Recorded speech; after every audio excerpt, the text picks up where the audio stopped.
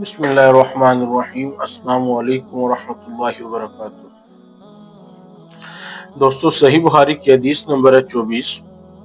ایک دفعہ رسول کریم صلی اللہ علیہ وسلم ایک انصاری شخص کے پاس سے گزرے، اس حال میں کہ وہ اپنے ایک بھائی سے کہہ رہے تھے کہ تم اتنی شرم کیوں کرتے ہو؟ آپ صلی اللہ علیہ وسلم نے انصاری کو فرمایا، اس کو اس کے حال پر رہنے دو، کیونکہ حیا بھی ایمان کا ایک حصہ ہے۔ یعنی اس کو آسان الفاظ میں بیان کرے تو نبی پاک صلی اللہ علیہ وسلم کا فرمان ہے کہ حیا بھی ایمان کا ایک حصہ ہے۔ جس میں حیا نہیں ہے، شرم و حیا نہیں ہے، یعنی اس کا ایمان مکمل نہیں ہے۔ ایمان کے مکمل ہونے کے لیے حیا کا ہونا ضروری ہے۔ نبی پاک صلی اللہ علیہ وسلم کا فرمان ہے کہ حیا بھی ایمان کا ایک حصہ ہے، یعنی ایمان کے مکمل ہونے کے لیے حیا کا ہونا ضروری ہے۔ اب حیا کس طرح کا ہو؟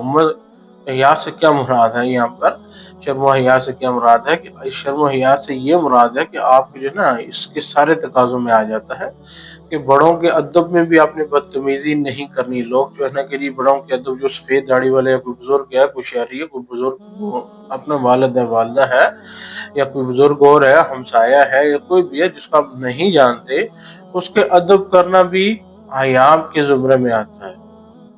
اور جتنے بھی شرعی مسائل ہیں جو ہے نا کہ غیر محرم جو غیر محرم ہے عورتوں کے لیے اور مردوں کے لیے جو ہے نا، ان سے بھی بچنا جو ہے نا حیا کے زمرے میں آتا ہے۔ جب جو ہے نا کہ ایک شخص حیا چھوڑ دیتا ہے نا، شرم و حیا چھوڑ دیتا ہے، تو وہ جو چاہے کرے اس میں کوئی فائدہ نہیں ہے۔ جس میں شرم و حیا نہیں ہے اس میں سمجھو کہ اس کا ایمان جو ہے نا کہ مکمل نہیں ہے۔ ایمان مکمل ہونے کے لیے یہ لازم ہے کہ جو ہے نا یہ بھی نبی پاک صلی اللہ علیہ وسلم نے کیا فرمایا ہے کہ حیا بھی ایمان کا ایک حصہ ہے۔ یعنی ایمان کا ایک حصہ اگر وہ انسان میں نہ ہو، یا ان سے ایک انسان مکمل نہ ہو، تو پھر کیا آپ کیا اس سے لگتا ہے کہ ایمان انسان کا مکمل ہوگا؟ نہیں۔